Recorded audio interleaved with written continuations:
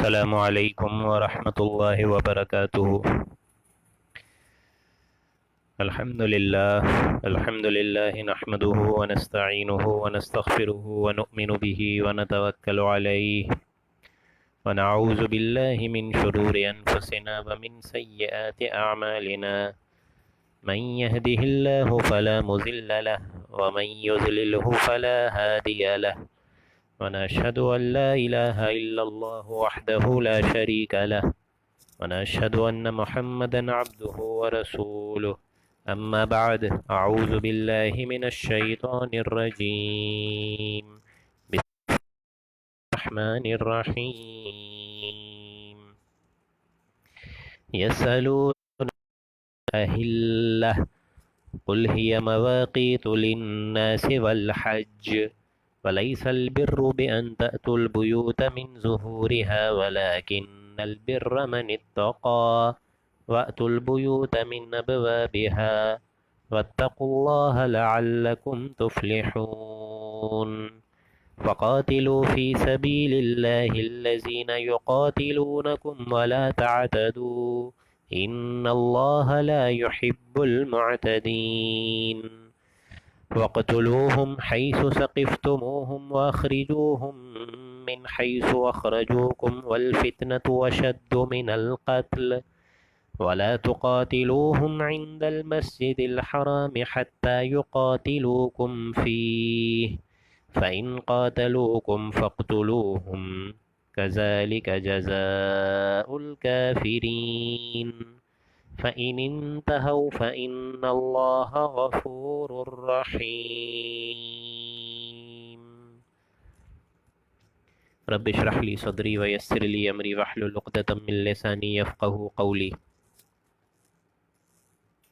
اللهم إنك عفو كريم تحب العفو فاعف عنا برحمتك يا عزيز يا غفار۔ سامعین محترم، آج جس رکوع مبارکہ کی ابتدائی آیات آپ لوگوں نے سنی، یہ ہے 24ویں رکوع کی، اور انشاءاللہ العزیز آج ہم لوگ 179 سے 197 آیت تک پڑھیں گے انشاءاللہ العزیز۔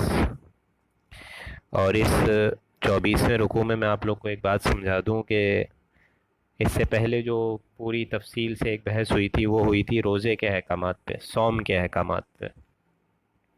چنانچہ اب یہاں اس رکوع مبارکہ میں جو آپ لوگ کو نظر آئے گا اصل مضمون وہ ہے حج بیت اللہ، کہ حج کے کیا احکامات ہیں اور کس طریقے سے حج کیا جائے گا اور اس کی اقسام کیا کیا ہیں۔ ایک اور بات سمجھ لیجئے کہ اس رکوع مبارکہ کے آغاز سے پہلے ہی میں کچھ امپورٹنٹ باتیں آپ لوگ کے سامنے کر دوں، تاکہ جو ہم لوگ حصہ دوئم کر رہے ہیں سورہ بقرہ کا وہ پھر سمجھنے میں، کیونکہ یہ اس قسم کی چیزیں ہیں کہ اس کو جب تک اگر ہم لوگ بار بار ریوائز نہ کریں تو دماغ میں خلجان رہتا ہے کہ کس سے بات ہو رہی ہے، کہاں ہو رہی ہے، اور کس قسم کا مضمون چل رہا ہے، کون مخاطب ہے، یہ ساری بہت اہم باتیں ہوتی ہیں۔ پہلا حصہ سورہ بقرہ کے آپ سب کے علم ہے کہ سابقہ امت مسلمہ سے ایک مکالمہ بازی ہوئی تھی، اس میں ان کے اوصاف بتائے گئے، ان کی نافرمانیاں بتائی گئیں، اسی طریقے سے وہ فرض منصبی پہ جو معزول کیا گیا ان کو، اور اس فرض منصبی سے ہٹا کے ایک نئی امت مسلمہ کو ریپلیس کر کے اچھا، یہ جو پہلا حصہ ہے سورہ بقرہ کا جو ہم لوگ کر چکے ہیں وہ پورا ایک سپارے پہ مشتمل ہے، اور اس میں جو اصل زیر بحث مضمون ہے وہ ہے سابقہ امت مسلمہ یعنی یہود۔ اب دوسرے پارے کے آغاز سے ہی آپ لوگوں نے نوٹ کی ہوگی یہ بات، تحویل قبلہ، یعنی وہ قبلہ جو یروشلم بیت المقدس میں قائم دائم تھا، چنانچہ ایک امت کی نئی تشکیل ہو رہی ہے امت محمدی کی، تو وہ قبلہ جو پہلے تھا اس کو ریپلیس کر دیا گیا اصل قبلے سے، جو کہ ابتدائی طور سے لے کے آج تک اور انشاءاللہ العزیز قیامت تک ایک ہی رہے گا، اور وہ ہے خانہ کعبہ۔ تو دوسرا پارہ جو ہم لوگ پڑھ چکے ہیں، اسٹارٹ کر چکے ہیں، ابھی تو دوسرے پارے کے انشاءاللہ العزیز آج ہم لوگ سمجھ لیجئے مد میں ہیں، کیونکہ ابھی چند نشستوں میں آپ لوگ کو نصف بھی سمجھ آ جائے گا کہ 50% ہم لوگ کر چکے ہوں گے انشاءاللہ۔ تو بہرحال اس جو دوئم حصہ ہے اس میں آپ لوگ کو بتا رہا تھا کہ خانہ کعبہ قبلہ کی مناسبت سے اب ایک نئی امت تشکیل میں آ گئی ہے، اور جو کہ ہے امت محمدی صلی اللہ علیہ وآلہ وسلم۔ اس امت محمدی میں آپ لوگ کو معلوم ہے کہ ان کا آغاز جو ہے ہوا تو ہے مکی دور سے، لیکن اصل جو ان لوگوں کی بیس بنی ہے وہ مدنی دور میں بنی ہے جا کے، اور یہ ہجرت کے بعد واقعہ پیش آئے، کیونکہ حضور اکرم صلی اللہ علیہ وآلہ وسلم پہلے مکے میں تھے، پھر مدینے ہجرت کر کے گئے، تو گویا کہ وہاں انہوں نے وہ جماعت تیار کری، اور وہ جماعت جن کے اندر سم و تان کی کوشش کری حضور اکرم صلی اللہ علیہ وآلہ وسلم نے، اور کافی حد تک بلکہ پورے حد تک کامیاب ہوئے وہ اس میں، اور وہی پھر باطل سے مقابلہ ہوا، اور مکہ جہاں سے وہ نکالے گئے واپس انہوں نے مکے کو فتح کیا، اور تاہاں کے دین اور انقلاب آ گیا پورے جزیرہ نمایاں عرب میں۔ بہرحال یہ جو پورا پروسیس ہے، اس دوران یہ ساری کی ساری سورہ نازل ہو رہی ہے، اس میں سے یہ ایک سورہ ہے سورہ بقرہ، جس کا ہم لوگ دوئم حصہ پڑھ رہے ہیں۔ چنانچہ ایک کشاکش آپ لوگوں کو نظر آئے گی مکہ اور مدنی، یعنی اہل مکہ سے مدنی والوں کی، یعنی جو لوگ مدینے میں قیام بصیر تھے۔ بہرحال ان کے یہاں اب ایک یہ بھی معاملہ طے حال موجود تھا کہ ظاہر بات ہے کیلنڈر جو کہ آپ لوگ دیکھتے ہیں اپنی دیواروں پہ لٹکا ہوتا ہے، کیلنڈر کا ان کے یہاں جس طرح ہمارے یہاں رواج ہے ویسا تو نہیں تھا، ابھی ذہنی اتنا انسان میں ایک شعور حاصل نہیں ہوا تھا کہ وہ اس چیزوں کی ایجاد کی جائے وہاں پہ، یہ دور اس سے ایک دم منحرف تھا ان تمام چیزوں سے۔ تو یہاں خیال پیدا ہوتا ہے کہ یہ جو حج کے بڑے بڑے احکامات آ رہے ہیں، یہ امت محمدی کو پتہ کیسے چلیں گے؟ مطلب how come they will know that Hajj is on the way, similarly Muharram ul-Haram is on the way, and vice versa, multiple things, multiple events of Islam. تو یہاں اسٹارٹ دیکھیں کتنے خوبصورت انداز سے کیا جا رہا ہے 24واں رکوع، کہ اب اس امت محمدی کو پتہ کیسے چلے گا کہ رمضان آ رہا ہے، حج آ رہا ہے، محرم آ رہا ہے، یا سفر آ رہا ہے، اسی طریقے سے دوسرے اہم اسلامی مہینے آ رہے ہیں، کیسے پتہ چلے گا؟ تو یہاں اسٹارٹ میں یہ فرمایا، بسم اللہ، اب ہم لوگ میرے خیال سے اتنی تمید کافی ہے، اب بسم اللہ کر لیتے ہیں ہم لوگ۔ اعوذ باللہ من الشیطان الرجیم، بسم اللہ الرحمن الرحیم۔ یسألونک عن الاہلہ، یہ 189 آیت سے ہم لوگ انشاءاللہ 196 آیت تک 24واں رکوع انشاءاللہ آج کوشش کریں گے 11:15 سے پہلے مکمل کر لیا جائے۔ تو یسألونک عن الاہلہ، اے نبی یہ آپ سے چاند کے بارے میں سوال پوچھتے ہیں، یہ چاند کی جو گھٹتی اور بڑھتی صورتیں ہیں اس کے بارے میں، اس کی مناسبت سے آپ سے سوال کرتے ہیں کہ یہ چاند کا کیا رول ہے۔ قل ہی مواقیت للناس والحج، آپ فرما دیجئے کہ وہ جو چاند جو ہے وہ ایک آلہ شناخت ہے اور اوقات ہیں لوگوں کے اختیاری معاملات میں، اور بالخصوص جو معاملہ ہے وہ ہے حج والحج، کیونکہ آپ لوگ کو معلوم ہے کہ تھا یہ دور بہت 1450 سال پہلے کا بتایا جا رہا ہے، تو لوگوں کے اوقات کس طرح تعین ہوں گے، اور اسپیشلی ان اوقات میں سب سے بڑا جو ایونٹ آنے والا ہے حج بیت اللہ، وہ کس طرح قائم پذیر ہوگا؟ تو چاند کے حوالے سے اس کو جوڑا گیا کہ چاند باریک آپ لوگ کو معلوم ہے اگر ہوتا ہے، نظر آتا ہے باریک سا، تو گویا کہ کسی بھی مہینے کی پہلی تاریخ ہے، پھر آدھا چاند ہو جاتا ہے، ایک ہفتہ گزر گیا تو واضح نظر آتا ہے، 14ویں کا چاند جس کو کہتے ہیں، پھر آہستہ آہستہ وہ گھٹنا شروع ہوتا ہے۔ تو یہاں بتایا جا رہا ہے کہ یہ لوگوں کے لیے ایک کیلنڈر ہے، ایک طریقے سے کیلنڈر کا کام کرتا ہے، اور بالخصوص حج کے معاملے میں۔ اور ایک اور بات میں اس کے ضمن میں آپ لوگ سے واضح کر دوں کہ اس سے پہلے احکامات پڑے تھے، اس کے فوراً بعد دیکھیں حج کا احکام آ رہا ہے اس کے بعد، گویا کہ حج کے ساتھ اسی کے فوراً بعد آپ لوگوں کو قتال فی سبیل اللہ نظر آئے گا، جنگ، جہاد، قتل، یہ ساری باتیں شروع ہو جائیں گی۔ اس کی وجہ کیا ہے؟ اس کی توجہ یہ ہے کہ حج وہ واحد عبادت ہے جو کہ ایک جگہ جمع ہو کے کی جاتی ہے، بقیہ عبادات ہیں، نمازیں ہیں، کلمہ ہے، روزہ ہے، زکوٰۃ ہے، یہ جتنے پلرز ہیں یہ کہیں پہ بھی ہو جاتے ہیں، لیکن عبادت کے لیے یہ جو عبادت ہے حج، وہ خاص اس اعتبار سے ہے کہ وہ جا کے عرفات میں ادا ہوگا۔ اسی طریقے سے اس کے دوسرے مناسک ہیں، مینا میں قیام ہے، مزدلفہ میں قیام ہے، یہ ساری چیزیں۔ تو حج کی جگہ جو تھی وہ اصل میں مشرکین عرب کے کنٹرول میں تھی، یہ بات سمجھیے، اور چنانچہ جب ان کے کنٹرول میں تھی تو ان کے کنٹرول سے نکالنے کے لیے قتل لازمی تھا، تو اس قتال کے لیے صبر کرنا پہلے ضروری تھا۔ ظاہر بات ہے اگر قتال فی سبیل اللہ ہوگا تو آپ لوگ کو کافی ایک طریقے سے انسان کی زندگی میں کافی پیچیدگیاں آئیں گی، کافی مرحلے ایسے آئیں گے، کافی آزمائش آئے گی، تو اس کے لیے صبر کرنا پہلے ضروری تھا۔ چونکہ پہلے ہم لوگ یہ بھی پڑھ چکے ہیں کہ صبر سے ہی ہم لوگ نے دوسرے پارے کا ایک طریقے سے آغاز کرا، استعینوا بالصبر والصلاۃ، تو وہاں صبر کو کھول دیا تھا اللہ نے۔ صبر کے بعد اللہ تعالیٰ نے کہ اب جب تم کو جنگ کے لیے نکلنا ہے اس کے لیے تم کو خود ٹریننگ کرنی ہوگی.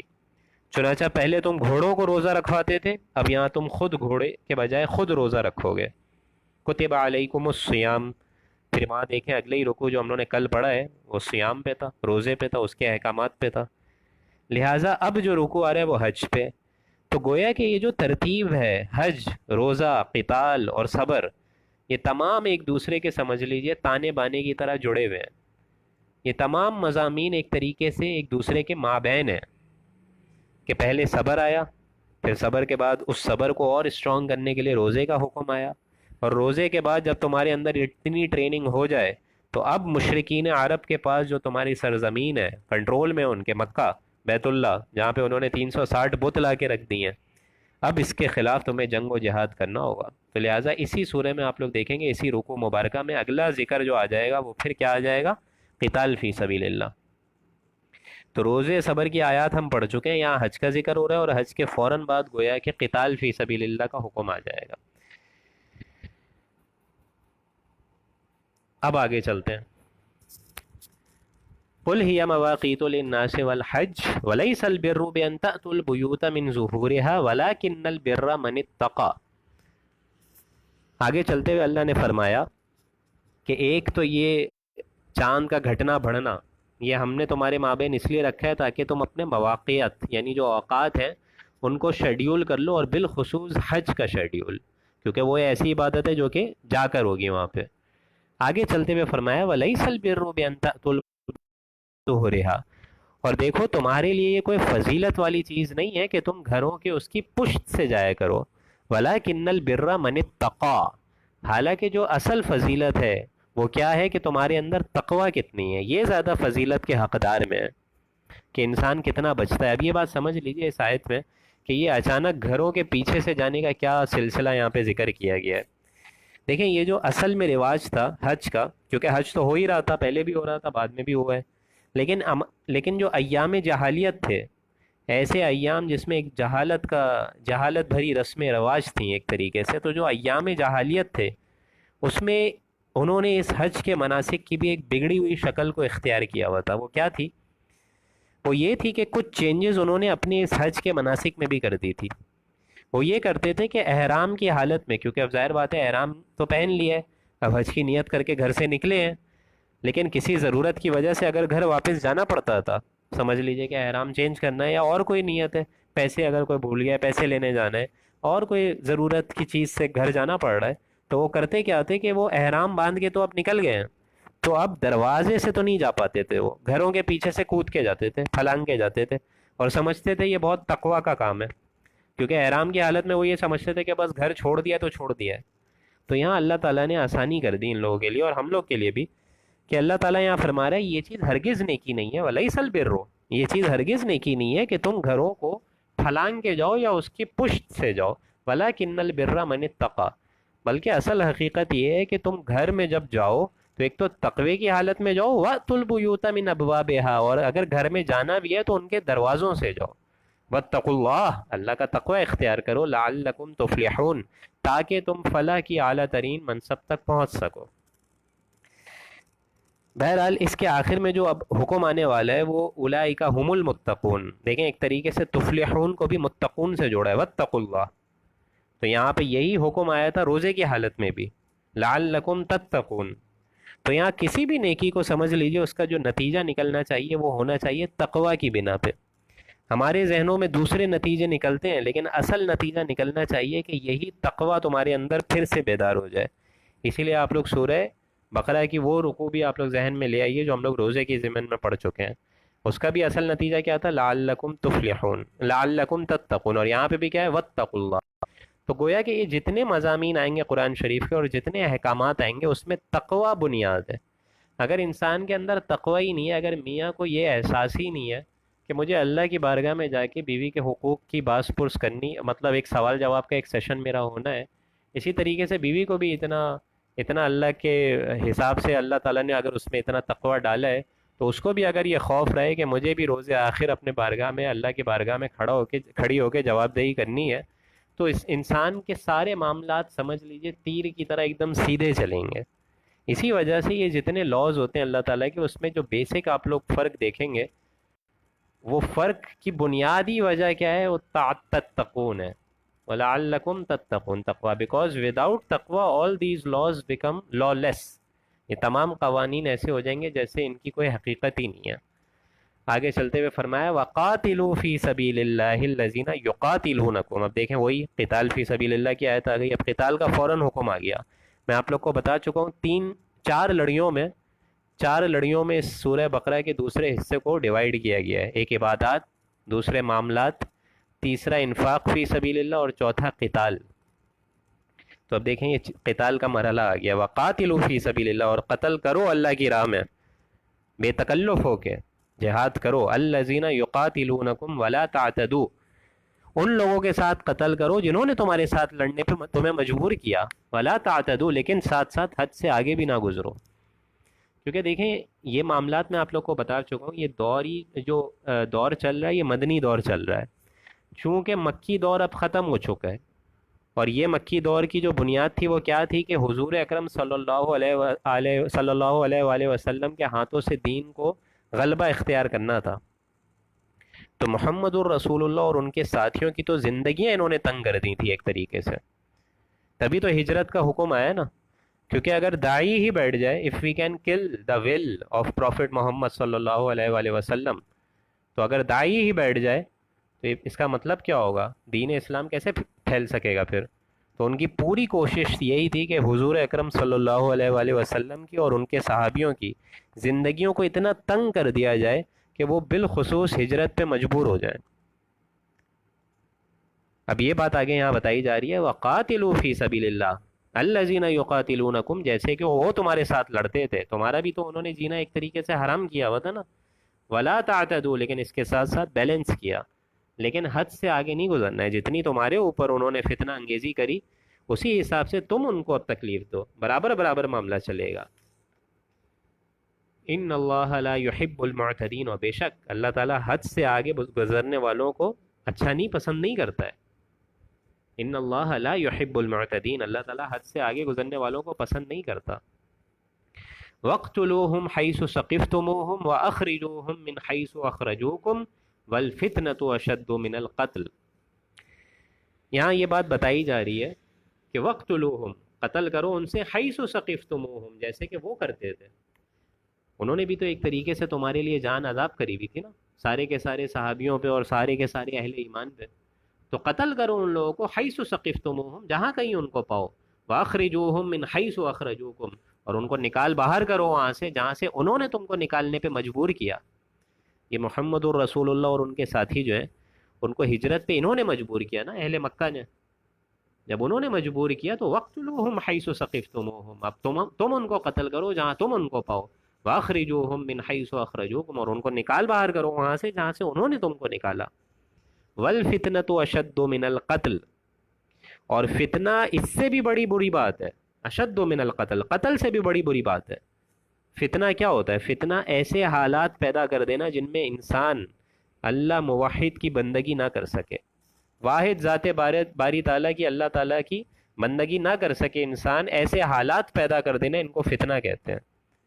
اسے انسان کو جو کہ اللہ تعالیٰ کی عبادت کرنے پہ مطلب معمور ہے، اس کے علاوہ ایسے حالات پیدا کر دینا کہ وہ غلط کام پہ مجبور کر دیا جائے، اس کو شراب پینا عام کر دیا جائے، اسی طریقے سے زنا عام کر دیا جائے، اسی طریقے سے مسجدوں کو معاذ اللہ برباد کر دیا جائے۔ یہ سارے وہ کام ہیں جو کہ فتنے کے کام ہوتے ہیں۔ تو اہل مکہ نے یہ کام کیے، بالخصوص اہل ایمان لوگوں کے ساتھ کرے۔ حضرت بلال کو کیسے کیسے انہوں نے کوڑے مارے، حضرت سمیہ کو کس طریقے سے ٹارچر کرے ابو جہل نے، یہ سارے وہ معاملات تھے جن کی وجہ سے ہجرت پہ مجبور کیا گیا۔ تو یہ غصے کا انداز ہے، وَاقْتُلُوهُمْ حَيْثُ ثَقِفْتُمُوهُمْ، کہ قتل کرو ان کو جہاں کہیں پاؤ، وَاخْرِجُوهُمْ مِنْ حَيْثُ أَخْرَجُوكُمْ، اور ان کو نکال باہر کرو وہاں سے جہاں سے انہوں نے تم کو نکالا ہے۔ یہ دار الحجرہ تھی نا جس پہ حضور اکرم صلی اللہ علیہ وآلہ وسلم روتے ہوئے گئے کہ اے میرے مکہ تو مجھے بہت عزیز ہے، لیکن میں کیا کروں کہ تیرے رہنے والے مجھے تیری عبادت نہیں کرنے دیتے۔ والفتنۃ اشد من القتل، اور فتنہ اس سے کہیں بڑی چیز ہے، اس قتل و غارت سے بہت بڑی چیز کیا ہے؟ فتنہ۔ انہوں نے ایسے فتنے کے حالات پیدا کر دیے۔ ولا تقاتلوہم عند المسجد الحرام حتی یقاتلوکم فیہ، اور ہاں لہٰذا یہاں پہ ایک رعایت دی ہے، ان کو قتل اس حالت میں مت کرو کہ جب تم ان کو مسجد حرام کے قریب پاؤ. ولا تقاتلوہم عند المسجد الحرام، مسجد حرام کے پاس اگر تم لوگ ان کو دیکھ لو تو قتل نہیں کرنا ہے. حتی یقاتلوکم فی، حتیٰ کہ وہ لوگ پہلے قتل میں اقدام نہ کریں. اگر وہ لوگ شروعات کریں تو یہ بھی نہیں کہ ہاتھ پہ ہاتھ دھرے بیٹھے رہو، نہیں. لہٰذا یہاں بتائی جا رہی ہے بات، یہ جب جنگ کا مرحلہ دعوت محمدی میں شروع ہو گیا ہے، کیونکہ آپ لوگ کو پتہ ہے اس کے آگے جو اب رکوع چلے گا، بہرحال جب وہ آیت آ جائے گی تب میں آپ لوگ کو سمجھاتا ہوں تاکہ اور ایزیلی آپ لوگ کو سمجھ آئے گا. ابھی ہم لوگ آیت نمبر 191 پہ ہی ہیں، اس کو سمجھنے کی فی الحال کوشش کریں. وَلَا تُقَاتِلُوهُمْ عِنْدَ الْمَسْجِدِ الْحَرَامِ حَتَّى يُقَاتِلُوكُمْ فِيهِ، ان کو قتل نہیں کرنا ہے اس حالت میں کہ جب تم ان کو مسجد حرام کے پاس پالو. اس کا مطلب یہ ہے کہ مسجد حرام ان کے نزدیک بھی اور اہل ایمان کے نزدیک بھی اتنی محترم تھی، جس طرح یہودیوں کے لیے یروشلم ابھی تک قبلہ انہوں نے بنایا ہوا ہے. اسی کے آگے جا کے آپ لوگوں نے دیکھا ہوگا ایک وال ہے جس پہ وہ کالی ٹوپی اور کالے کوٹ پہن کے باقاعدہ ماتم کرتے ہیں، روتے ہیں، ساری چیزیں. اسی طریقے سے جو مسلمان ہیں ان کے لیے تو بہت عزیز اور محترم ہے خانہ کعبہ. خانہ کعبہ اتنا محترم تھا ان کے نزدیک کہ باقاعدہ وہاں پہ حکم یہ ثابت ہوتا تھا کہ اگر کوئی شخص اپنے باپ کے بھی قاتل کو وہاں اپنے مسجد حرام کے اندر اس کو دیکھ لیا تب بھی وہ اس کو قتل کرنے پہ مجبور نہیں کر پاتے تھے. اس قدر ان کے اندر، اہل ایمان کے اندر بھی، اور خود وہ جو مشرکین تھے وہ بھی جانتے تھے کہ یہ بہت ایک مقدس جگہ ہے. تو یہاں بتایا جا رہا ہے کہ جب اگر تم ان کو مسجد حرام کے پاس دیکھ لو، ولا تقاتلوہم، پھر قتل نہیں کرنا، حتی یقاتلوکم فی، یہاں تک کہ جب وہ قتل کرنے پہ آمادہ ہو جائیں. اب مسجد حرام کی طرف ایک تو امن کی جگہ اس کو ویسے ہی بنا دیا گیا ہے، لیکن اگر وہ قتل میں شروعات کریں تب تمہیں بھی مارنا ہے ان کو. یہ نہیں کہ تم پھر ہاتھ پہ ہاتھ دھرے بیٹھے رہو، نہیں. فَإِن قَاتَلُوكُمْ فَاقْتُلُوهُمْ، ہاں اگر وہ قتل شروع کر دیں، فَاقْتُلُوهُمْ، تو تم ان کو قتل کرو. كَذَلِكَ جَزَاءُ الْكَافِرِينَ، یہ ہے جزا، بدلہ کافرین کے لیے. فَإِنِ انْتَهَوْا فَإِنَّ اللَّهَ غَفُورٌ رَحِيمٌ، ہاں لیکن اگر وہ باز آ جائیں یعنی قتل و غارت سے رک جائیں تو تم بھی رک جاؤ. فَإِنِ انْتَهَوْا فَإِنَّ اللَّهَ غَفُورٌ رَحِيمٌ، تو اللہ تعالیٰ بھی تو غفور الرحیم ہے نا. یہاں یہ بات آپ لوگ کو باقاعدہ سمجھ میں میرے خیال سے دقت ہو رہی ہوگی سمجھنے میں کہ یہ بار بار قتل اور جہاد کا ذکر کیوں آ رہا ہے یہاں پہ. اس بات کو سمجھ لیجئے کہ مسلمانوں کو ان 12 سے 13 برس میں جو مکی صورتوں کا دور چلتا ہے، اس میں خود حضور کو اور اہل ایمان کو بہت سخت ٹارچر دیا گیا ہے، بہت سخت. یہ انشاءاللہ پورا نظر آئے گا آپ لوگ کو واقعہ سورہ عنکبوت اور سورہ روم میں آئندہ چند مہینوں میں کہ کس قسم کے ٹارچر ان کو دیے گئے اہل ایمان کو. حتی متی نصر اللہ، یہ بھی اس سورہ مبارکہ اور سورہ آل عمران کے الفاظوں میں آ جائے گا، اور سورہ انفال میں حتی متی نصر اللہ، کہ اہل ایمان اور خود وقت کا رسول بھی کہنے پہ مجبور ہو گیا تو ان ٹارچرز کو فیس کرتے کرتے کہ اللہ کی مدد کب آئے گی. تو یہاں اس قسم کے ٹارچر تھے کہ یہ جو ابتدائی مکی دور تھا 12 برس کا، جس میں ابھی یہ جنگ کا مرحلہ شروع نہیں ہوا تھا، جنگ کا مرحلہ تو مدنی صورت میں جا کے شروع ہوا ہے، لیکن یہ جو ابتدائی دور تھا مکی صورتوں کا جس میں دعوت و تبلیغ محمد الرسول اللہ کی جاری و ساری تھی، یہاں پہ بیسیکلی اللہ تعالیٰ کی طرف سے ان اہل ایمان کو ایک طریقے سے آرڈر پیش کیا ہوا تھا کہ آپ لوگوں نے ہاتھ نہیں اٹھانا ہے. یہ مکے کے جتنے لوگ ہیں یہ جو اقدام کر رہے ہیں اہل ایمان کے خلاف، ہاتھ نہیں اٹھانا ہے، اپنے لیے ہاتھوں کو بندے رکھو، ہاتھ نہیں اٹھانا ہے. لیکن جب مدینے گئے تو وہاں کھڑکی اللہ نے کھول دی جہاد فی سبیل اللہ کی کہ اب ان کو قتل کرنا ہے. اب ہم نے تمہارے ہاتھ روکے ہوئے تھے، اب ہم تمہارے ہاتھ آزاد کر رہے ہیں، کھول رہے ہیں. اب ان کو جہاں پکڑو قتل کرو، جہاں سے انہوں نے تم کو نکالا وہاں سے تم بھی ان کو نکالو. یہ ایک شرط ہے کہ مسجد حرام کی طرف دیکھ لو تب ان کو قتل نہیں کرنا جب تک کہ وہ قتل میں اقدام نہ کریں. اور ہاں جب وہ قتل سے اقدام سے رک جائیں، فَإِنِ انْتَهَوْا فَإِنَّ اللَّهَ غَفُورٌ رَحِيمٌ، تو اللہ بھی غفور الرحیم ہے. اب آگے یہ سخت آیت آ رہی ہے اور یہ بہت اہم آیت ہے. وَقَاتِلُوهُمْ، ان کو قتل کرو، حَتَّى لَا تَكُونَ فِتْنَةٌ، یہاں تک کہ فتنہ پوری طریقے سے ختم ہو جائے، وَيَكُونَ الدِّينُ لِلَّهِ، اور پورا کا پورا دین اللہ کے تابع ہو جائے. یعنی یہ جو دین ہے یہ جزوی طور پہ اللہ کے تابع نہ ہو، زندگی اور بندگی کا بلکہ جو ٹوٹل نظام ہے وہ اللہ کے تابع ہو جائے. کیونکہ اب جنگ کا جو مرحلہ ہے دعوت محمدی کے ضمن میں وہ شروع ہو گیا ہے. 12-13 برس جو تھے وہ اب ختم ہو چکے ہیں. ہاتھ بندے رہنے کا جو حکم تھا وہ بھی ختم ہو چکا ہے. لہٰذا یہاں بتایا جا رہا ہے کہ اب یہ جو نیا دور شروع ہو گیا تمہارا، اس میں تمہاری تلواریں ہیں جب میان سے نکل گئی ہیں، اب یہ دوبارہ تمہارے ان میان میں واپس نہ جائیں جب تک کہ فتنہ مکمل طور پہ ختم نہ ہو جائے اور دین اللہ کا پورا اس کے آرڈیننس کے مطابق قائم ہو جائے. اور حتیٰ کہ آپ لوگ سورہ انفال میں ایک اور آیت پڑھیں گے، مجھے یاد آ گئی، دوبارہ آئے گی یہ آیت، وَيَكُونَ الدِّينُ كُلُّهُ لِلَّهِ، یہاں تک کہ دین پورا کا پورا اللہ کا ہو جائے. یعنی دین کی جو ٹوٹل بالادستی ہے پوری زندگی پہ، نظام پہ قائم ہو جائے، انفرادی لحاظ سے بھی اور اجتماعی لحاظ سے بھی. یعنی پولیٹیکو سوشو اکنامک جو سسٹم ہے آپ لوگوں کا، وہ پورا کا پورا اللہ کے دین کے مطابق قائم ہو جائے.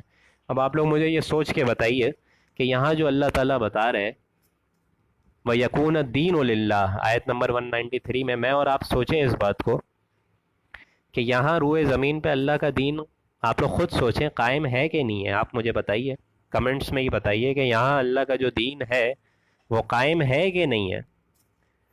اللہ تعالیٰ تو کہتا ہے شراب جو ہے وہ مت پیو، یہاں شراب پی جاتی ہے.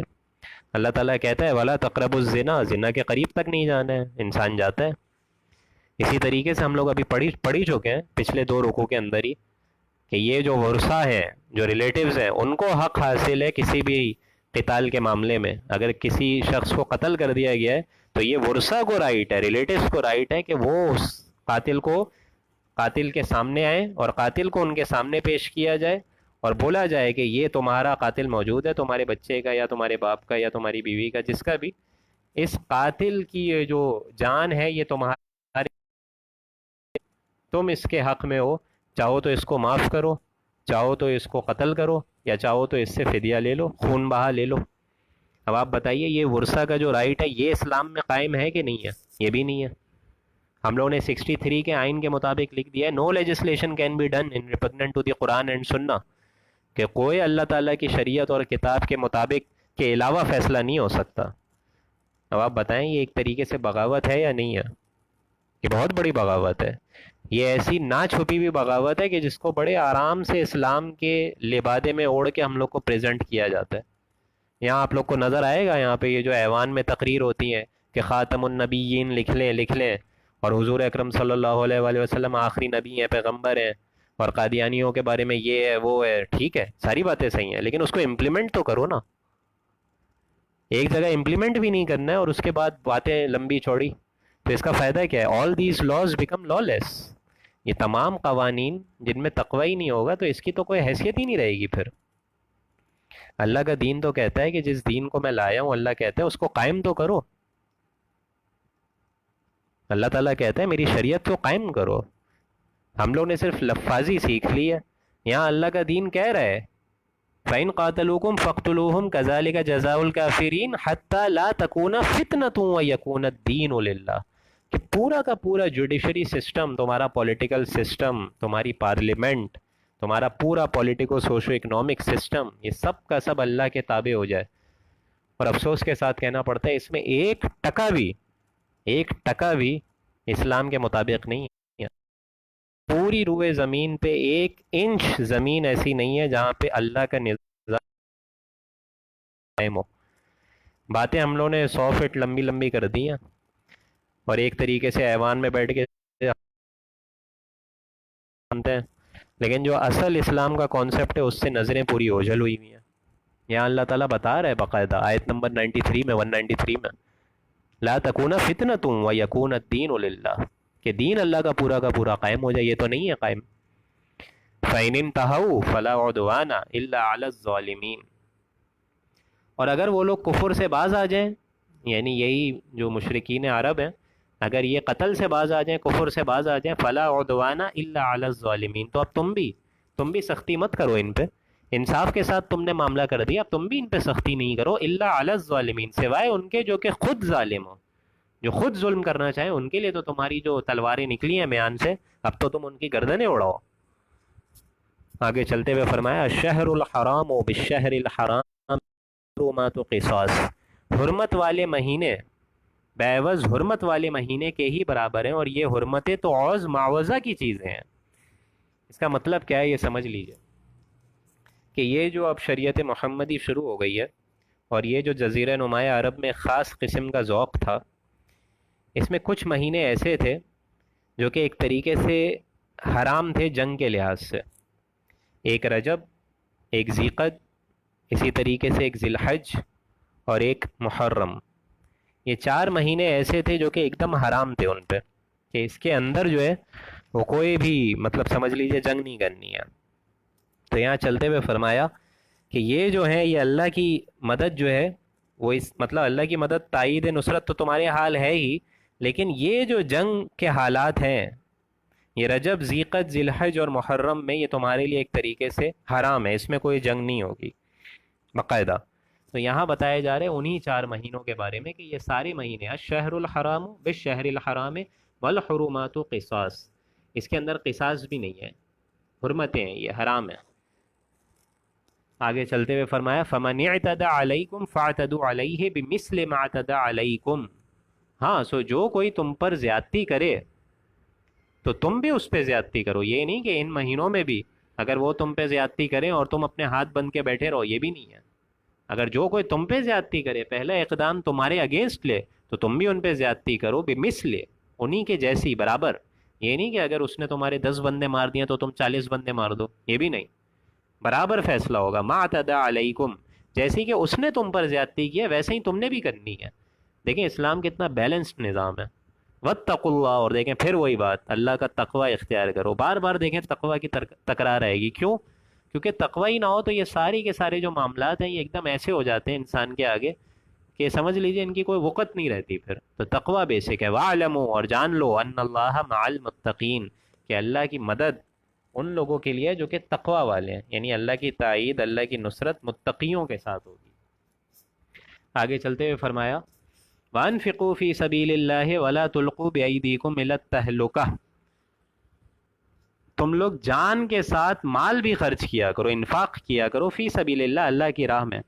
وَلَا تُلْقُوا بِأَيْدِيكُمْ إِلَى التَّهْلُكَةِ، اور اپنے ہاتھوں سے ایک دوسرے کو تباہی میں مت ڈالو، یعنی اپنے آپ کو بھی تباہی میں مت ڈالو اور ایک اپنے آپ کے ذریعے سے دوسروں کو بھی تباہی میں مت ڈالو. یہ اپنے آپ کو تباہی میں ڈالنا کیا ہے؟ اس سے کیا مراد ہے؟ اس سے مراد یہ ہے کہ اب اللہ تعالیٰ کا جو دین پھیلے گا، کیونکہ یہاں دیکھیں بات آ رہی ہے بار بار قتال کے لیے کہ قتال لازم ہے، قتال لازم ہے. تو اب جنگ کیسے ہوگی؟ جہاد فی سبیل اللہ کیسے ہوگا؟ اس کے لیے انفاق بھی تو ضروری ہے. اگر فوج کے لیے ساز و سامان چاہیے ہوگا تو اس ساز و سامان میں بہترین چیز کیا ہے؟ ہتھیار ہے، سواری ہے. جنگ ہوگی کیسے؟ تو جنگ تو تبھی ممکن ہے نا جب تم انفاق کرو گے، اللہ کی راہ میں مال خرچ کرو گے. یہاں اس لیے بتایا جا رہا ہے ولا، یہاں اسی وجہ سے بتایا جا رہا ہے ولا تلقوا بأیدیکم الی التہلکہ، کہ اپنے آپ کو، اپنے ہاتھوں کو، اپنے آپ کو ہلاکت میں مت ڈالو، یعنی اپنے ہاتھوں سے اپنے آپ کو ہلاکت میں مت ڈالو. یعنی اللہ کے دین کو ابھی تمہاری اور تمہاری مالوں کی ضرورت ہے، تمہاری جان کی بھی ضرورت ہے، تمہارے مالوں کی بھی ضرورت ہے.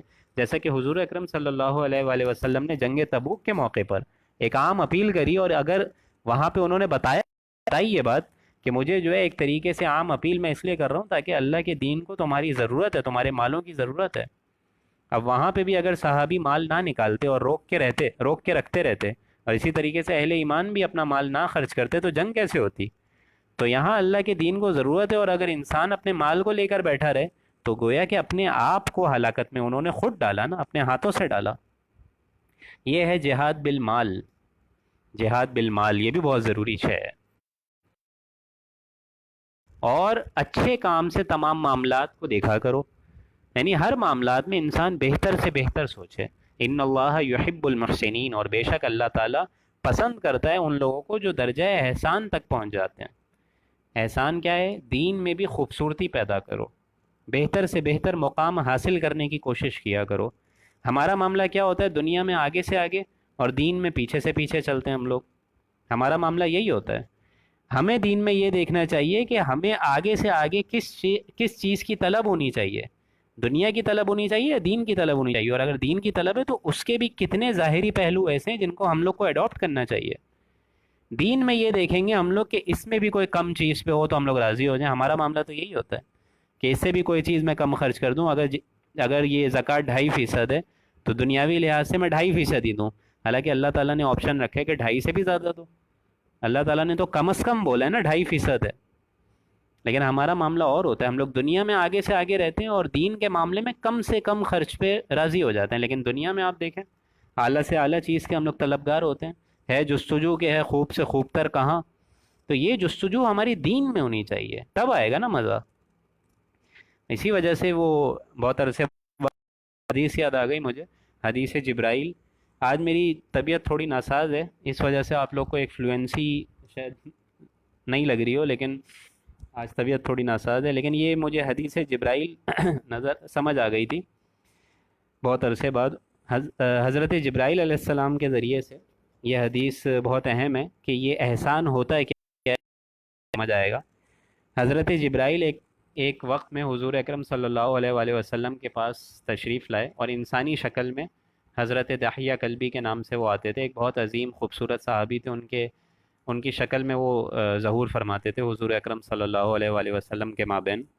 تو انہوں نے جب وہ اس شکل میں آئے، اس خوبصورت شکل میں، تو انہوں نے حضور صلی اللہ علیہ وسلم سے ایک بار پوچھا کہ مل اسلام مل ایمان مل احسان، کہ اے نبی آپ مجھے بتائیے اسلام کیا ہے، ایمان کیا ہے، اور احسان کیا ہے. تو حضور اکرم صلی اللہ علیہ وآلہ وسلم نے جواب دیا کہ یہ اسلام یہ ہے کہ اس کے 5 پلرز ہیں. بنیا علی اسلام و فی خمس سے 5 پلرز ہیں: کلمہ، نماز، روزہ، زکوٰۃ اور حج. یہ اسلام ہے. پھر حضرت جبرائیل نے پوچھا مل ایمان، ایمان کیا ہے؟ تو حضور نے جواب دیا کہ ایمان یہ ہے کہ تم اللہ پہ ایمان لاؤ، کتابوں پہ ایمان لاؤ یعنی تورات، زبور، انجیل، قرآن، ملائکہ پہ ایمان لاؤ یعنی تمام فرشتے، حضرت میکائیل، حضرت جبرائیل، حضرت اسرافیل اور حضرت اسرائیل، سارے کے سارے، اللہ، کتاب، ملائکہ، تمام رسولوں پر ایمان لاؤ، تمام نبیوں پہ، روز قیامت پر ایمان لاؤ، اور اللہ کی رضا پر راضی ہو جاؤ. یہ ایمان ہے. پھر حضرت جبرائیل نے فرمایا بالکل آپ نے صحیح فرمایا، آپ بتائیے مل احسان، احسان کیا ہے؟ یہ دیکھیں یہ اسی آیت کی روشنی میں چل رہا ہے 195، ان اللہ یحب المحسنین، احسان کرنے والے. تو حضور نے کیا جواب دیا؟ حضور نے یہ جواب دیا یہ سارے کام، گویا کہ نماز ہے، عبادات ہیں، جہاد ہے، روزہ ہے، زکوٰۃ ہے، جہاد فی سبیل اللہ ہے، حج ہے، صوم ہے، رمضان ہے، ساری چیزیں، یہ ساری کی ساری عبادات ایسی کیفیت میں ہو گویا کہ تم اللہ کو اپنی آنکھوں سے دیکھ رہے ہو، ایسی کیفیت ہو. اور اگر یہ نہ ہو تو اللہ تو تم کو دیکھ رہا ہے، ایسا احساس تو تمہارے دل میں ہو کہ اللہ تمہیں دیکھ رہا ہے. اس کو کہتے ہیں احسان. پھر حضرت جبرائیل علیہ السلام یہ سارے سوالات پوچھ کے، اس کے علاوہ بھی انہوں نے، کیونکہ یہ حدیث بہت طویل ہے، اس کے علاوہ بھی انہوں نے 2-3 سوالات پوچھے، اس کے بعد وہ چلے گئے تھے. لیکن کہنے سے مراد یہ ہے کہ یہ 3 جو حضرت جبرائیل علیہ السلام کی طرف سے سوالات آئے تھے، اس میں جو کلائمیکس تھا وہ تھا احسان. تو گویا کہ یہاں انہی احسان مند لوگوں کی ایک طریقے سے تعریف ہو رہی ہے، ان اللہ یحب المحسنین، کہ بے شک اللہ تعالیٰ دوست رکھتا ہے ایسے لوگوں کو جو کہ درجہ اسلام اور ایمان کے بعد درجہ احسان تک پہنچ چکے ہیں. آگے چلتے ہوئے دیکھیں، اب حج کا پورا ایک ذکر آئے گا، اور اب آخری میرے خیال سے 2 یا 3 آیات رہ گئی ہیں. وَأَتِمُّ الْحَجَّ وَالْعُمْرَةَ لِلَّهِ، حج اور عمرہ صرف اور صرف اللہ کے لیے کرو. للہ یعنی تم پہ لازم کر دیا گیا ہے حج اور عمرہ، ان کے تمام مناسک، ان کی تمام احکامات، ان کے تمام فریضوں کو انجام دو للہ، اللہ کے لیے. بہرحال کہنے سے مراد یہ ہے یہاں پہ کہ ہم لوگ جب حج اور عمرے کے لیے جاتے ہیں، خلوص نیت یہی ہونی چاہیے کہ ہم اللہ کے لیے جا رہے ہیں. خلوص نیت یہ نہ ہو کہ ہم لوگ وہاں پہ ایک طریقے سے اپنی عبادت کی ڈھوس جمانے کے لیے جا رہے ہیں، یا ہم لوگ بہت متقی ہیں، ہم لوگ واپس آئیں گے ہمارا ویلکمنگ ہوگا، یہ نہیں. للہ، خلوص نیت، یعنی اللہ یہاں یہ بتا رہا ہے کہ اگر عمرہ اور حج کرنے آؤ، اس کے مناسک تمام کے تمام ادا کرنے آؤ تو میرے لیے آؤ. اسی وجہ سے اللہ تعالیٰ احرام کی حالت سادہ انداز میں کہ میرے لیے آؤ گے. اسی حج اور عمرے کے سفر میں اللہ تعالیٰ ہم لوگ کو چپل بھی ایسی پہنانے پہ مجبور کرتا ہے کہ اس کی صرف اوپر والی جو ہڈی ہے، جو پاؤں کی جو اوپر والی ہڈی ہے، انگوٹھے کی ہڈی، وہ نظر آئے. اس حالت میں لے کر آتا ہے کہ سر پہ ٹوپی بھی نہ ہو، ایک دم چہرہ کھلا ہو. یہ اس طریقے سے اللہ تعالیٰ ایک عمرے والے کو یا حاجی والے کو بلاتا ہے، حج کرنے والے کو بلاتا ہے کہ للہ، میرے لیے آؤ، اور تمہارا کوئی مقصود نہیں ہونا چاہیے، اور تمہارا کوئی مطلوب نہیں ہونا چاہیے. لا محبوب الا اللہ، لا مطلوب الا اللہ، لا مقصود الا اللہ. فَإِنْ أُحْصِرْتُمْ فَمَا اسْتَيْسَرَ مِنَ الْهَدْيِ. ایک تو حج اور عمرہ تمام کا تمام اللہ کے لیے ادا کرو، لیکن اگر تمہیں احصرتم، اگر تمہیں گھیر لیا جائے، فمستیسر من الہدی، تو تم ایک قربانی پیش کر دیا کرو۔ کیا مطلب اس کا؟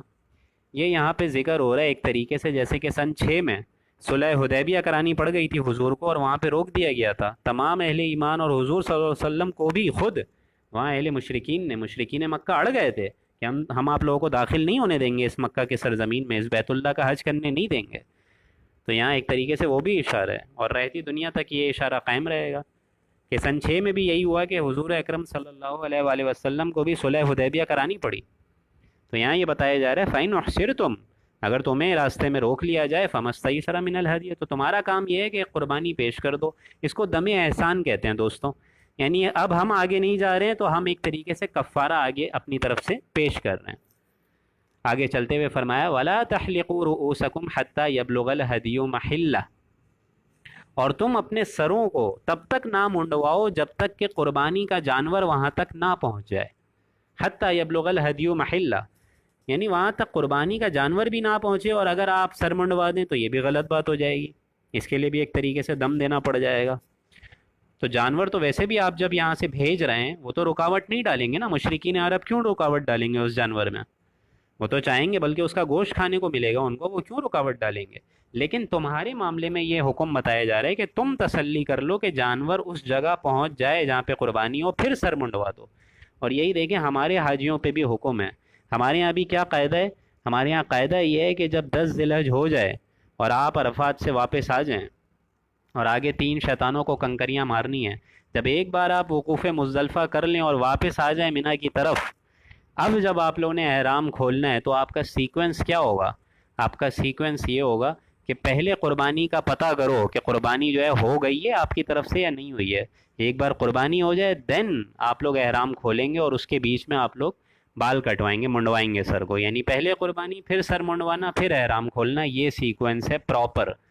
فَإِنْ أُحْصِرْتُمْ فَمَا اسْتَيْسَرَ مِنَ الْهَدْيِ وَلَا تَحْلِقُوا رُؤُوسَكُمْ حَتَّى يَبْلُغَ الْهَدْيُ مَحِلَّهُ فَمَنْ كَانَ مِنْكُمْ مَرِيضًا أَوْ بِهِ أَذًى مِّن رَأْسِهِ فَفِدْيَةٌ مِّن صِيَامٍ أَوْ صَدَقَةٍ أَوْ نُسُكٍ، البتہ اگر تم میں سے کوئی بیمار ہو یا کسی کے سر میں تکلیف ہو، یعنی سر میں کوئی زخم ہے یا بیماری ہے جس کی وجہ سے بال کٹا نہیں سکتا ہے، اب بال بھی کٹانا ضروری ہے اور یہ سر میں تکلیف بھی ہے یا بیماری ہے، اب کیا کیا جائے؟ ازم من رأسه ففدیۃ من صیام او صدقۃ او نسک، تو تم فدیہ دے دیا کرو، یا 3 دن کے روزے رکھ لو، یا ایک جانور کی قربانی دے دو، یا صدقہ دے دو، اور 6 افراد کو کھانا کھلا دو۔ یعنی یہ ایک اور دم ہو جائے گا، جو کمی رہ گئی ہے اس کی تلافی کے لیے اب یہ ہماری طرف سے رعایت ہے کہ فدیہ دے دو، اور اس فدیہ میں کیا ہے کہ ایک جانور کی قربانی کرو، یا پھر 3 دن کے روزے رکھو، من صیام او صدقۃ او نسک، یا تو 3 دن کے روزے رکھو یا صدقہ دے دو اور 6 افراد کو کھانا کھلا دو۔ فَإِذَا أَمِنْتُمْ، اب اگر تم امن میں آ جاؤ، یعنی بیت اللہ تک جا سکتے ہو آرام سے، فَإِذَا أَمِنْتُمْ فَمَنْ تَمَتَّعَ بِالْعُمْرَةِ إِلَى الْحَجِّ فَمَا اسْتَيْسَرَ مِنَ الْهَدْيِ، اب اگر تم امن میں آ جاؤ یعنی بیت اللہ تک جا سکتے ہو، تو جو کوئی فائدہ اٹھانا چاہے، چاہے عمرے سے، حج سے قبل، تو وہ ایک اور قربانی پیش کرے جو بھی اسے میسر ہو، من الہدی، یعنی یہاں بھی قربانی آئے گی۔ یعنی اگر تم بیت اللہ تک جانے کا مطلب خواہاں ہو اور جا سکتے ہو، اور کوئی تمہاری اب رکاوٹ بھی نہیں ہے اور جا سکتے، تمہارے مابین کے حج سے پہلے تم عمرہ بھی کرنا چاہتے ہو، جیسا کہ ہمارے یہاں بھی ہوتا ہے، ہم لوگ بھی جب جاتے ہیں تو حج کی نیت سے تو ڈائریکٹ یہاں پاکستان سے نہیں جاتے نا، ہم لوگ تو جاتے ہیں عمرے کی نیت سے۔ اچھا یہ پورا رکوع میرے خیال سے ان لوگ کو بھی زیادہ سمجھ آ رہا ہوگا جو عمرہ اور حج کر چکے ہیں، یہاں تھوڑی کمپلیکیٹڈ باتیں ہیں لیکن میں بہت آسان الفاظ میں سمجھانا چاہ رہا ہوں آپ لوگوں کو۔ جب پاکستان سے بھی انسان جاتا ہے تو ڈائریکٹ حج کے لیے حج کی نیت سے نہیں جاتا، نیت سے جائے گا تو وہ عمرہ اور حج ایک ہی احرام میں کرے گا، یہ شریعت کہتی ہے، لیکن ہم لوگ نیت کرتے ہیں عمرے کی، ٹھیک ہے۔ یہاں اس حکم کو ایک طریقے سے بیان کیا جا رہا ہے کہ اگر تم دیکھو کہ آگے کوئی تمہاری رکاوٹ نہیں ہے، یعنی تم سے کوئی رکاوٹ نہیں کرے گا، آرام سے جانے دے گا انشاءاللہ، اور تمہاری نیت یہ ہے کہ تم عمرہ بھی کرنا چاہ رہے ہو حج سے قبل، اب تمہارا حکم یہ ہے من الہدی، تو تمہیں ایک قربانی پیش کرنی ہوگی جو بھی تمہیں میسر ہو۔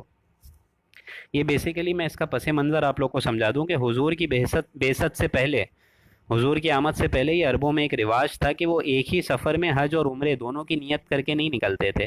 یہ ان کے یہاں اچھا نہیں سمجھا جاتا تھا، مناسب نہیں سمجھا جاتا تھا.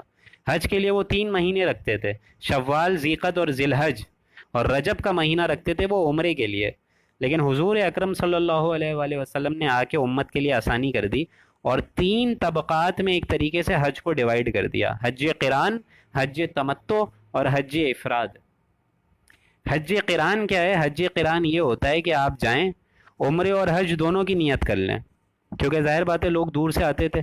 اب آپ جائیں، عمرے کی بھی نیت کریں اور حج کی بھی، ایک ہی احرام میں ایک ہی سفر میں آپ عمرے سے بھی مستفیض ہو جائیں، فائدہ اٹھا لیں، اور حج سے بھی فائدہ اٹھا لیں. اس کو حج قران کہتے ہیں. دوسرا حج کیا ہے؟ حج افراد.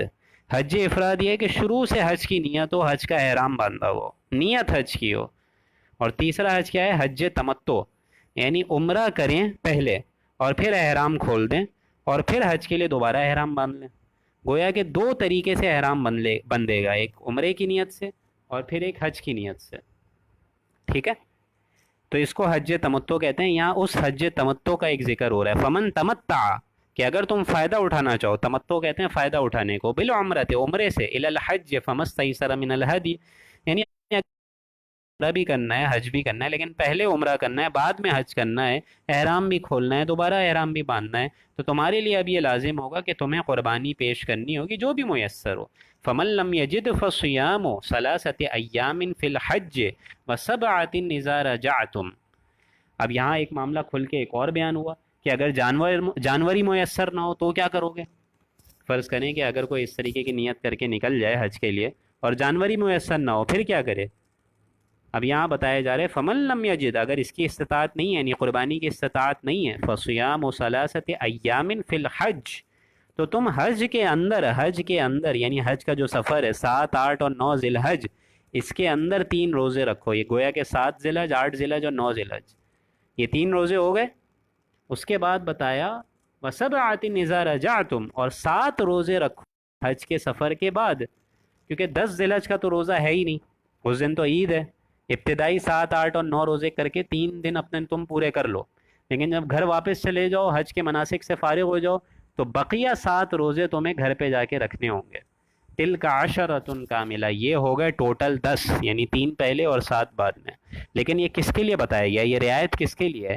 ذَلِكَ لِمَن لَّمْ يَكُنْ أَهْلُهُ حَاضِرِ الْمَسْجِدِ الْحَرَامِ، یہ رعایت ہے ان لوگوں کے لیے جو حج اور عمرے کا ایک ہی سفر میں نیت کر کے چلیں. یہ ہے حج قران، یعنی یہ رعایت ان لوگوں کے لیے جو مسجد حرام کے قریب نہ ہو. ذَلِكَ لِمَن لَّمْ يَكُنْ أَهْلُهُ حَاضِرِ الْمَسْجِدِ الْحَرَامِ، جو مسجد حرام کے اہل نہیں ہیں، جو مسجد حرام کے قریب نہیں رہتے، ان کے لیے یہ رعایت ہے کہ دور سے آ رہے ہیں. اب ظاہر بات ہے دور سے آ رہے ہیں تو ان کے لیے کہاں سفر یہ قربانی کا ایک سامان میسر ہوگا، تو ان کے لیے یہ بات آسان کر دی کہ تم 7، 8 اور 9 ذی الحج یعنی حج قران، اس میں 3 دن روزے رکھو اور بقیہ 7 دن بعد میں چلے جاؤ گھر میں آرام سے روزے رکھ لو. اب ظاہر بات ہے یہ ان کے لیے ایک رعایت تھی. اتقوا اللہ، دیکھیں پھر وہی اللہ کا تقوی اختیار کرنا ہے، کیونکہ اللہ کا تقوی نہیں ہوگا تو عین ممکن ہے 3 کے بجائے 1 ہی روزہ رکھو، 7 کے بجائے 5 روزے رکھ لو. تقوی ہوگا تو یہ چیزیں مینٹین کرو گے نا. وَاعْلَمُوا، اور جان لو، ان اللہ شدید العقاب، کہ اللہ تعالیٰ بہت شدید ہے حساب کتاب میں، یعنی اللہ تعالیٰ تمام ان معاملوں میں باز پرس کرے گا. جان لو بلا شبہ اللہ تعالیٰ سزائے سخت دینے میں بھی بہت سخت ہے، یعنی سخت حساب لینے والا ہے. اس کو معلوم ہے کہ کون کون اس کے مناسک میں بھی ڈنڈیاں مار رہا ہے. بہرحال یہاں پہ الحمدللہ ہمارا یہ رکوع بھی اختتام ہوا، 24واں رکوع. آج طبیعت تھوڑی ہماری ناساز تھی، اس وجہ سے بہت اٹک اٹک کے باتیں ہوئی ہیں، لیکن آئی ایم شیور ایزی الفاظ میں نے بہت سمجھانے کی کوشش کری ہے. کچھ لوگوں کا سوال بھی آیا ہے، ہمیشہ کا بھی ایک سوال ہے. ان تمام سوالات، اچھا ایک بات میں آپ لوگوں سے کہنا چاہوں گا، آپ لوگ جتنے دوستوں سوال پوچھتے ہیں نا، بہت اچھی بات ہے. اس سے یہ پتہ چلتا ہے کہ آپ لوگ لرننگ کے بہت خواہش مند ہیں. تو کوشش یہی کیا کریں کہ آپ لوگ کے جتنے سوالات ہو جائیں at the end of the session پوچھ لیں، اپنے پاس نوٹ کرتے رہا کریں، اور انشاءاللہ آپ لوگ کی تمام سوالات کے جوابات قرآن کی روشنی اور حدیث کی روشنی سے انشاءاللہ میرے ذمے ہیں کہ میں آپ لوگ کو پورے طریقے سے سمجھاؤں گا. تو اس پہ آپ لوگ بھی متفق رہیں، اور اس دعا پہ ہم لوگ اختتام کرتے ہیں کہ اللہ تعالیٰ نے یہ جو حج کے مناسک ہم لوگ کو سمجھائے ہیں اس پورے رکوع مبارکہ میں، 24ویں رکوع میں، اللہ تعالیٰ ہم لوگوں کو اس پہ عمل پیرا ہونے کی توفیق عطا فرمائے، اور بار بار یہ جو تکرار آئی ہے واتقوا اللہ تقوا اللہ کہ اللہ تعالیٰ کا تقوی اختیار کرو، اللہ تعالیٰ میرے اور آپ کے درمیان وہ تقوی جو اللہ چاہتا ہے وہ ہمارے اندر بھی بیدار ہو جائے۔ بارک اللہ لنا ولکم فی القرآن العظیم ونفعنی وإیاکم بالآیاتہ والذکر الحکیم، صدق اللہ العظیم۔